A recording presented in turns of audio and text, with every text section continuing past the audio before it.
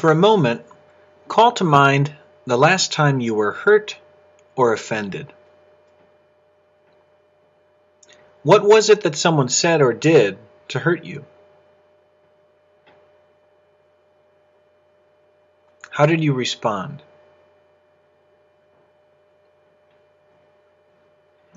Jesus wants to be right in the middle of these situations, quite literally, and offers us practical wisdom on how to handle them.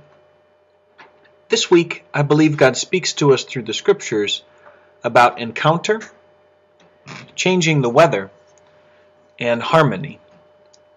First of all, encounter. If your brother sins against you, Jesus says, go and tell him his fault between you and him alone.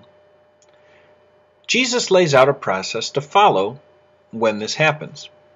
First of all, have a private conversation with the person who hurt us.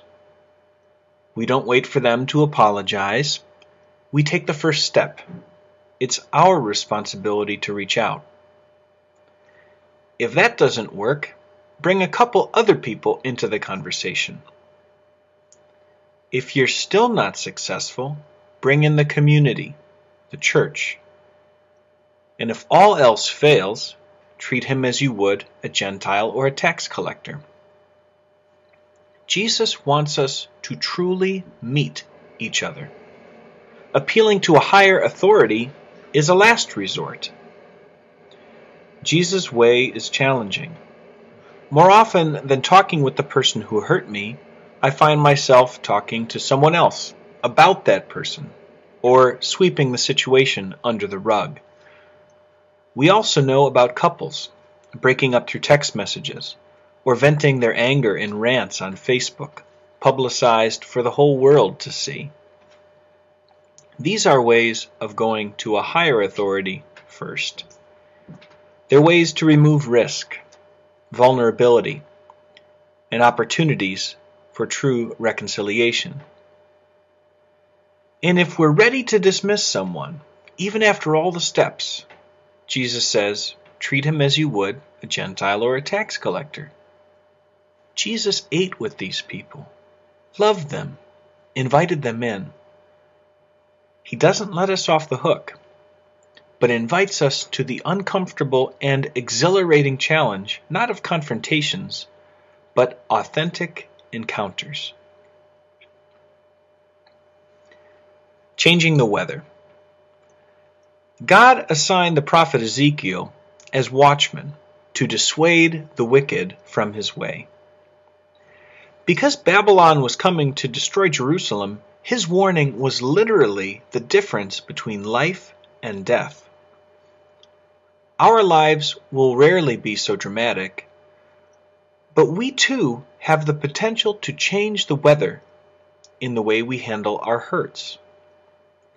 St. Damien lived on Kalaupapa, a barren peninsula on the island of Molokai, and a colony for people with Hansen's disease, or leprosy. He planted trees there to provide shade and a shield from the wind, though he died before they reached full maturity. Today, majestic pines line the coast where St. Damien was. They have literally changed the weather of the island, increasing its rainfall. It's the same with us when we make the choice to encounter someone who has hurt us. We may not see any big changes or results at first, but it's like planting a tree. Eventually, that choice and the series of choices that come after can change the weather of our lives and the lives of those around us. Harmony. Jesus says, where 2 or 3 are gathered together in my name, there am I in the midst of them. Jesus wants us to be one and to be present in our midst. He also says, if 2 of you agree in prayer, it will be granted. The word used for agree is symphonein, where we get the word symphony. Jesus wants harmony, togetherness, oneness. This is why we gather around the altar each week for Eucharist, to be one, to recognize Christ in our midst, to sing and pray with one voice. This is why we reach out to those who have hurt us, to change the weather, to be one, to create harmony in the place of hurt. Next time you are hurt or offended, how will you respond?